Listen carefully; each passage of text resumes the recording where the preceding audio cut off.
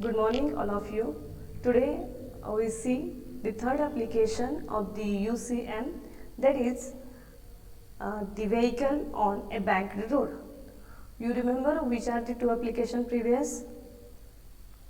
The two applications of the previous, you remember? The first one is vehicle along curved surfaces and second is a well of depth. And the third application is vehicle on a banked road. What is difference between curved and banked road? Banked roads must be curved, but curved roads may or may not be banked. आता banking हा जो word आहे तो banking of roads हा पण आता पाहणार आहोत. पण यापूर्वी तुम्ही जेव्हा पाहिलं असेल त्यावेळेला काय होणार आहे, तर बँकिंग ऑफ रोड पाहत असताना किंवा हा बँकिंग वर्ड हा फक्त बँकेशी रिलेटेड असतो की जर पैसे अकाउंटिंगचे व्यवहार होतात असं आपल्याला वाटतं. पण बँकिंग ऑफ रोड्स आपण जेव्हा फिजिक्समध्ये पाहणार आहोत तर त्यावेळेला you imagine that the curve roads, एखाद्या वळणावरचा वगैरे आपण जेव्हा प्रवास करत असतो त्यावेळेला एखाद्या वळणावरचा रोड जर पाहिला तर तुमच्या लक्षात येईल की त्या ठिकाणी काय होतं की जो बाहेरचा सरफेस असतो तो थोडासा उचलल्यासारखा आपल्याला वाटतो आणि आतमध्ये असणारा दबल्यासारखा वाटतो. मग रिअली हीच कन्सेप्ट आपल्या फिजिक्समध्ये आपण पाहणार आहोत आणि त्यालाच बँकिंग ऑफ रोड्स असं म्हणतात. That means the process of raising the outer edge of road over its inner edge through certain angle is known as banking of road or road is set to be banked. म्हणजे त्यावेळेला काय होणार आहे तर आणि तिथंच तो जो अँगल असेल की जो बँकिंग ऑफ रोड होताना इथं जो उल्लेख करायला की certain angle that angle which angle the angle made by the road with horizontal surface of road is called angle of banking. म्हणजे तो जो अँगल तयार झालेला असेल त्या रोडच्या सरफेसमध्ये आणि तिथं हॉरिझॉन्टलची, त्यालाच अँगल ऑफ बँकिंग असं म्हणतात. मग आता आपल्याला काय करायचं आहे तर आपल्याला त्याच्याशी रिलेटेड नेसेसिटी पहिल्यांदा पाहायला लागेल आपल्याला की हे बँकिंग ऑफ रोड्स का करायचं, कशासाठी करायचं. जर समजा बँकिंग ऑफ रोड नसतंच, if there is a no banking of roads what will happen, ते जर नसतं तर काय झालं असतं. मग त्या ठिकाणी पहिल्यांदा जे मस्ट का आहे की बँकिंग करणं, त्या रोड बँकड असणं का महत्त्वाचं आहे. तर ज्यावेळेला व्हेकल मूव्ह होईल त्या कर्व सरफेसवरून त्या ठिकाणी तुम्ही इमॅजिन करून पहा त्या वळणावर जर ती तशी रचना नसेल, that means outer edge is highest at than the inner edge, त्यावेळेला काय होईल तर when the vehicle is moving along a curve the centripetal force must be provided, otherwise there is danger of throwing the vehicle away tangentially. म्हणजे त्या ठिकाणी एक काय धोका महत्त्वाचा असेल तर ती व्हेकल त्या रस्त्यावरून तशीच बाहेरच्या साईडला फेकली जाऊ शकते. Therefore it is necessary.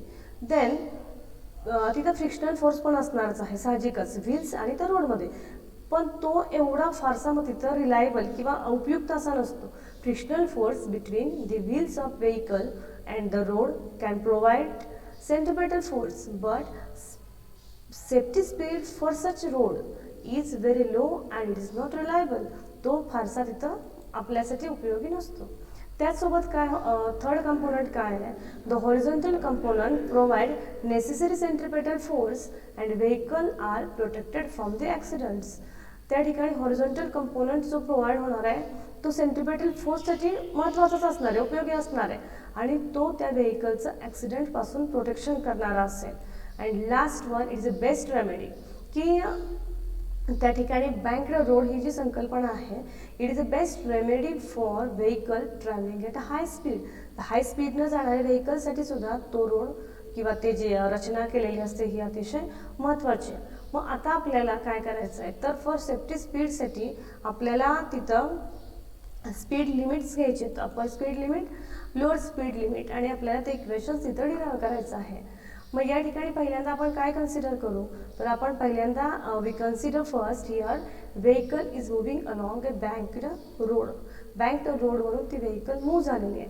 Now we consider again here let m small m be the mass of that vehicle, v is speed of that vehicle, again r means the radius of that imaginary circle at the point of that curve. Now the theta is the angle of that banking. This force is again divided. You know that force, that is a force of friction, is again divided when you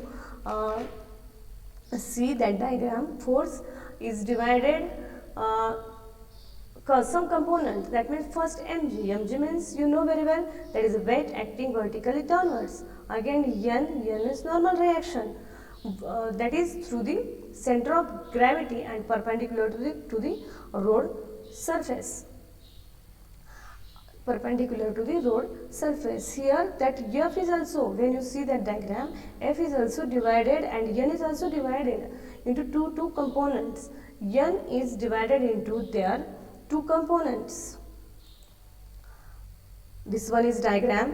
When you look that diagram very neatly, n is divided into two components. Which two components here? N sin theta and n cos theta. N cos theta is vertically upward side and n sin theta is horizontal. That means n sin theta is horizontal, n cos theta is vertical. Now again, when you look the factor for the f, it is also you see in here, f is divided into two parts. When you concentrate diagram, there is a quite difference between these two diagrams. When you see the lower speed limit, f sin theta, f cos theta, and also here f cos theta and f sin theta.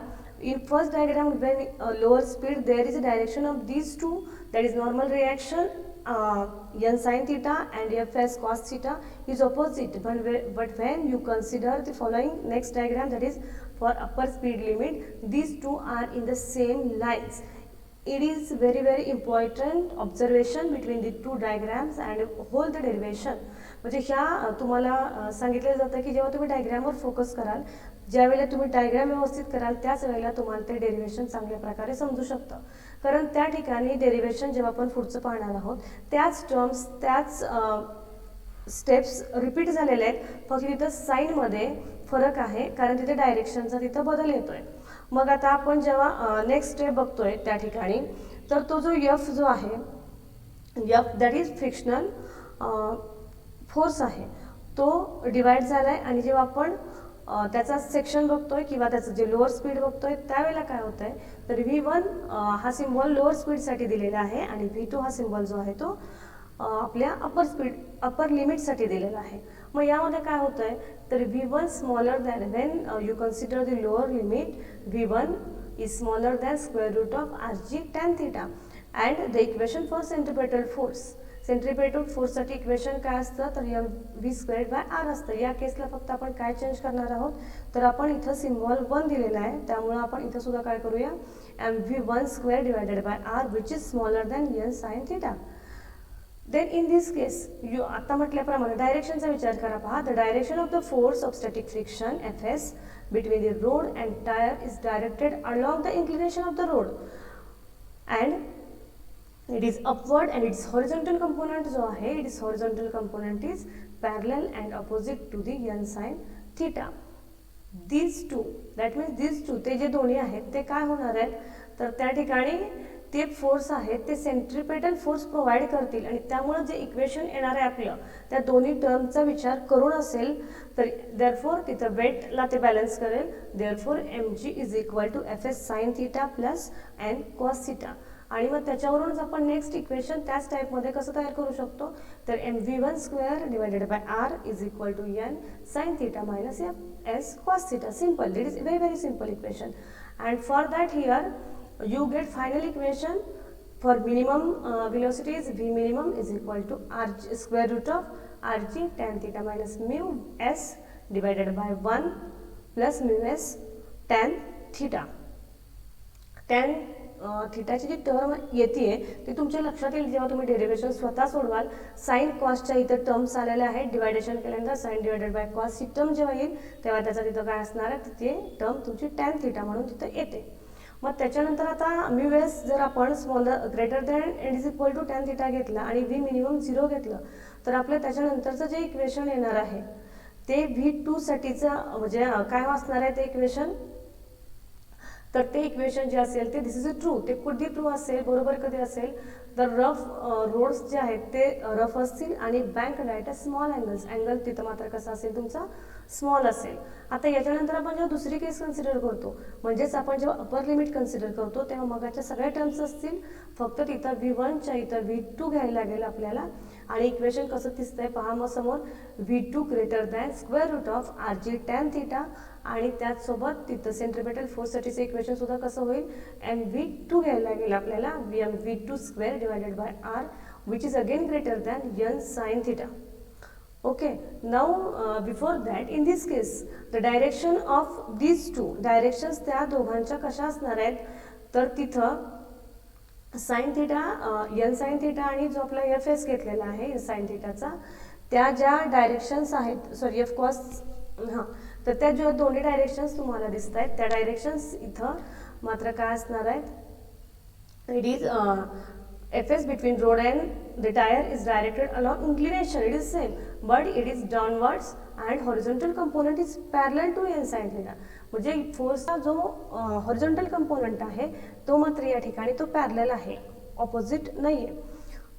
Okay, मग आता आपल्याला काय करायचं आहे तर पुन्हा त्या ज्या टर्म्स आत्ता आपण इक्वेशनमध्ये काढलेल्या आहेत सगळ्या त्या सेम तशाच येतील. म्हणजे एम जी फक्त सायन्स मात्र व्यवस्थित पहा. M G is equal to N cos theta minus F S sine theta and next equation काय आपलं असणार आहे V2 साठी तर MV2 square divided by R is equal to N sine theta plus F cos theta. Now for maximum possible speed F S त्या ज्या सगळ्या terms आहेत त्यात आपण मॅक्झिममसाठी कशा प्रकारे रिप्लेस करू शकतोय तर स्क्वेअर रूटमध्ये फक्त साइन व्यवस्थित पहा. स्क्वेअर रूटमध्ये RG tan theta plus mu s divided by 1 minus mu s tan theta. इथे इक्वेशन नंबर 1, 2, 1.3, 1.4च्या ऐवजी 1 आणि 2 इक्वेशन्स टाकली तरीही चालू शकतात. आणि त्याच्यानंतर फक्त इथं आता काय करतोय आपण तर म्यू एस मगाशी आपण जे घेतलेलं होतं tan थिटा इथं कॉट थिटा घेतोय आणि V मॅक्झिमम मिनिमम जे 0 होतं ते V मॅक्झिमम आपण इन्फिनिटी घेतोय. ही टर्म्स जेव्हा आपण रिप्लेस करतोय त्यावेळेला या केसमध्ये आपण काय करणार आहे तर ह्या V मॅक्झिममची वगैरे टर्म इन्फिनिटी घेतोय कॉट थिटा 1 येईल आपला आणि त्याच्यानंतर आपली जी टर्म ऑल ओव्हर जी येणार आहे आपली टर्म ती काय होणार आहे की ट्राय टू रिलेट दी म्हणजे या ठिकाणी आपल्याला काय घ्यायला लागेल तर minimum limit may be important या ठिकाणी हे आपल्याला लक्षात ठेवायला लागेल की हावेवर फॉर हेविली बँक्ड रोड्स जर असेल तर मिनिमम लिमिट आपल्याला ते इम्पॉर्टंट बघायला लागेल. आणि त्याच्यानंतर जेव्हा म्यू एस हा फॅक्टर आपला 0 जाईल म्हणजे तिथं coefficient of the static friction आपण 0 घेणार आहोत त्यावेळेला दोन्ही इक्वेशन्सवरून आपण फायनल इक्वेशन काय लिहू शकतो तर V is equal to RG tan theta आणि तेच आपल्यासाठी म्हणजे त्याला एक स्क्वेअर बॉक्स करून घ्या जेव्हा तुम्ही नोट्समध्ये लिहाल. V is equal to RG tan theta या इक्वेशनसाठी आणि इक्वेशन नंबर त्याला 2 द्या म्हणजे आपलं V मिनिममचं पहिलं इक्वेशन असेल V मॅक्झिममचं दुसरं इक्वेशन असेल आणि V साठी जे फायनल इक्वेशन झालेलं आहे ते आहे V is equal to square root of RG tan theta which is safe speed on banked road. म्हणजे ते जे आहेत ते कसं असेल बँक्ड रोडसाठीचं एक सेफ स्पीड असेल. अशा प्रकारे हा व्हिडिओ सुद्धा काय झाला असेल तर तुम्हाला तो व्हिडिओ समजला व्यवस्थितरित्या. Okay, thank you.